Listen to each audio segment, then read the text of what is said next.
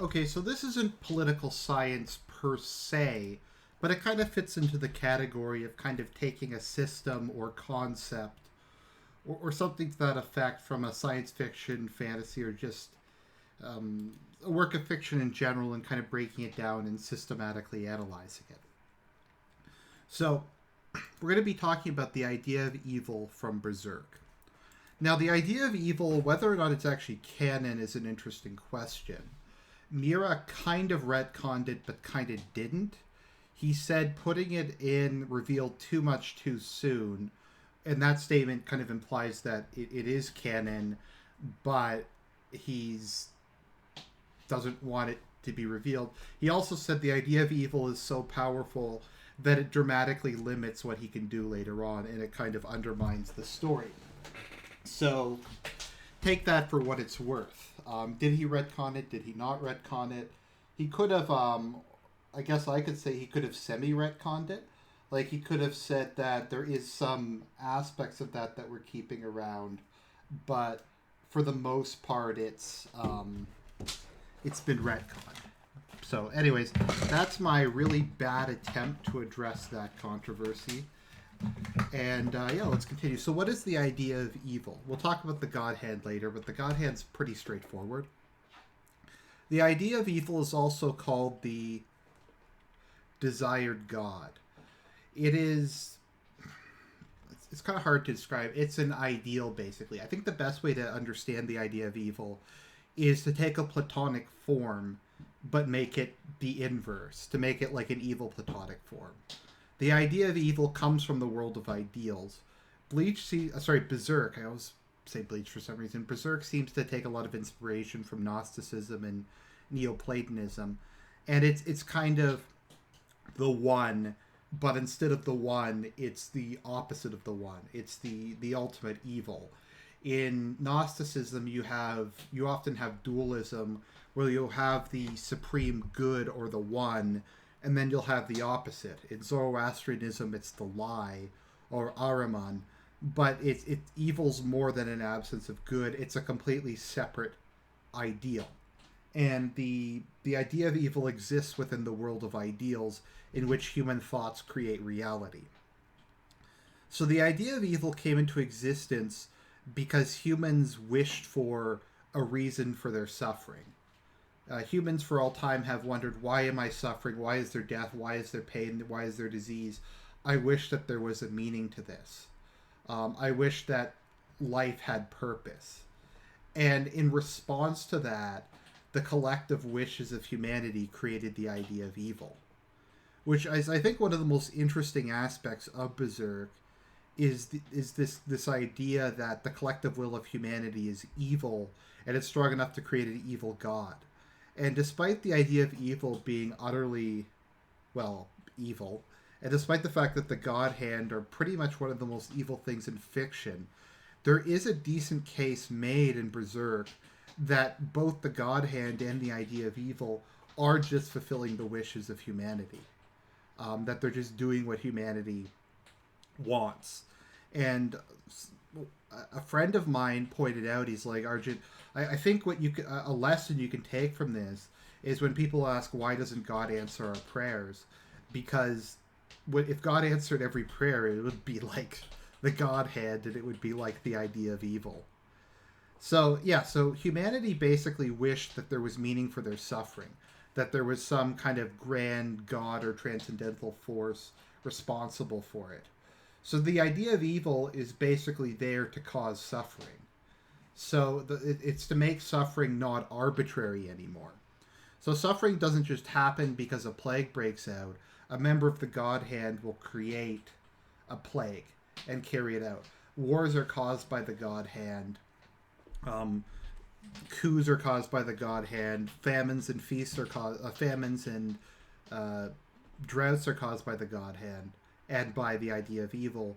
So basically, they've taken over for kind of most of what would be kind of natural forms of evil, and they inflict this upon the world.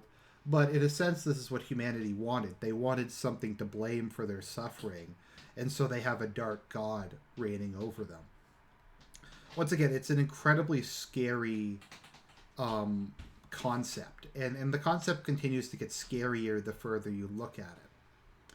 With regards to most people in the series, the God Hand and the idea of evil does, in a sense, grant their wishes. So, for example, Griffith wants to basically be worshipped. He wants to be loved. He wants to be a messianic figure. He wants a kingdom of his own. He's wanted that for his entire life. And he's gathered people around him who believe in his dream, who see him as a messianic figure, who are willing to die for his dream. That's so frequently mentioned throughout the series, that people are willing to die for his dream. I think at some point he even points out that I think at one point he even points out that he doesn't respect people who live for someone else's dream. And the Band of the Hawk, with the exception of Guts, all exist solely for his dream and are willing to die for his dream of him becoming a great king, or him kind of being this messianic figure who will save the world. And ultimately, when he sacrifices them during the eclipse, he is kind of fulfilling their wishes in a way, because he is gaining a kingdom. The kingdom may be hell, but they did fulfill their dream to die for Griffith and to see him become the ruler of the world. And that's kind of like the twisted stuff you see when you're dealing with the God Hand and you're talking about it, is they gave them what they wanted. Casca was in love with Griffith and wanted to have, desired him, and in a sense she was kind of granted what she wanted as well. Now obviously she had changed her mind about that. I'm not saying she wanted to be raped or deserved to be raped, but in a sense it was fulfilling her subconscious desires. Humanity wanted a messiah, and so Griffith will be their messiah.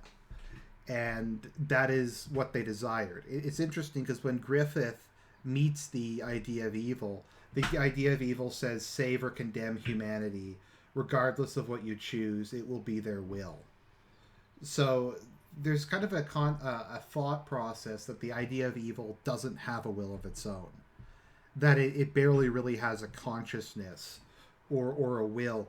All it does is just act on the wishes of humanity. And I think to an extent that's maybe why the God Hand exists, because they were humans and they do possess individual will. So the idea of evil channels its power into them, and because they have agency and they have free will, they're able to carry out its program across the world. So the God Hand, so the idea of evil doesn't really care what the God Hand does. It doesn't really care what Griffith does, so long as they're fulfilling humanity's wishes.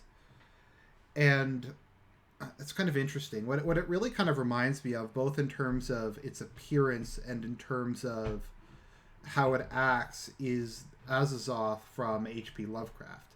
In H.P. Lovecraft, the most powerful being in existence, who is existence itself, is Azazoth, who's an immense demon that lies at the center of the universe. Azazoth is currently asleep, and all of existence is a dream. Should Azazoth ever rouse from his slumber, then everything would disappear. So there's trillions of demons that sit around him playing flutes to pacify him and prevent him from ever wakening. And it kind of reminds me of the idea of evil. You have this incredibly, almost infinitely powerful construct or being, but is incapable of effectively using any of its power because it lacks really the will to do so. And so it has to rely on intermediaries like Lycanthropep, or an avatar who it gives power to, because it doesn't have free will.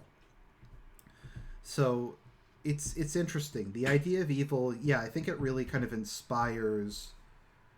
It probably has some Gnostic roots, because it does remind me of kind of the opposite of the one. And in Berserk, I keep saying Bleach, we don't know, is there an ideal of the good? That's an interesting question.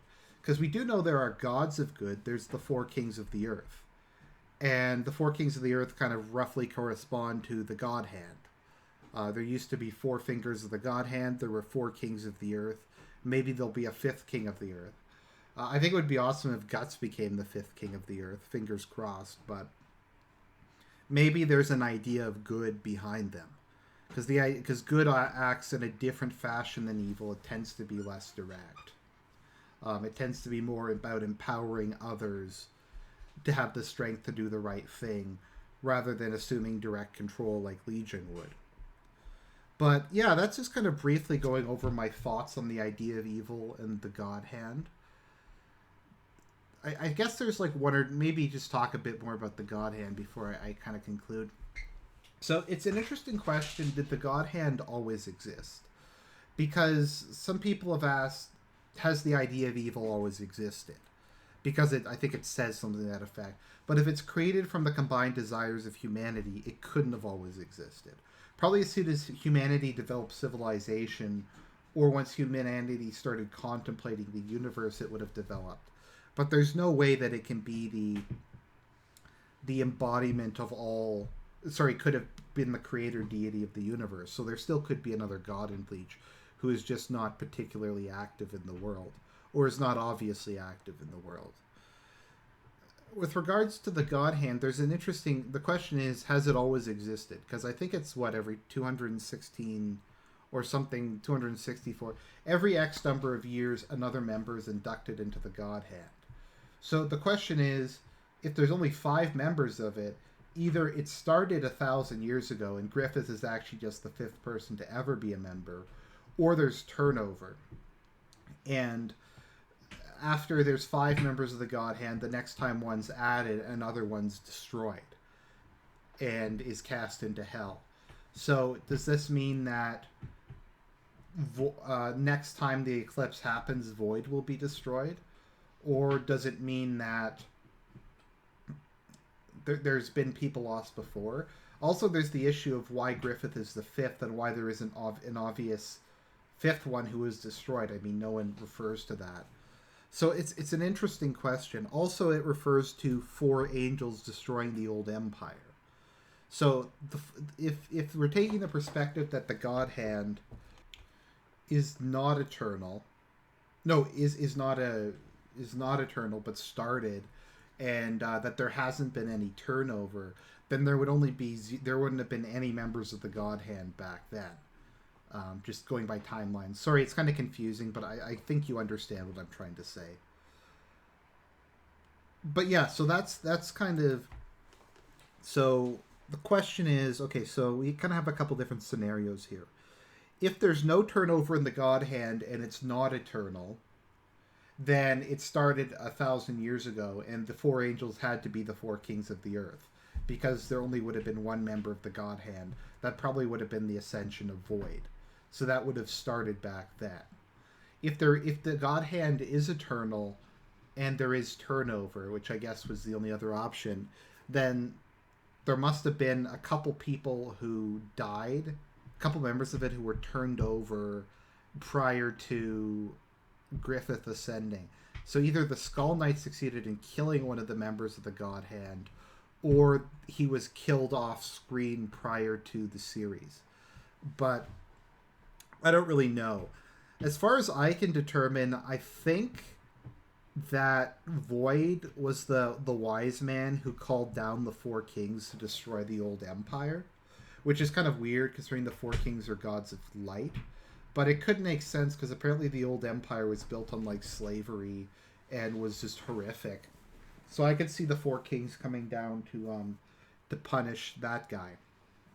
But we don't really know. Not a ton's been revealed about it. A lot of Berserk's kind of lore is deliberately kept vague, and a lot of the time the characters themselves just don't really know. So there's a lot of unreliable narration going on. But anyways, I hope you enjoyed it. That was the idea of evil and the God Hand. I'll talk to you later.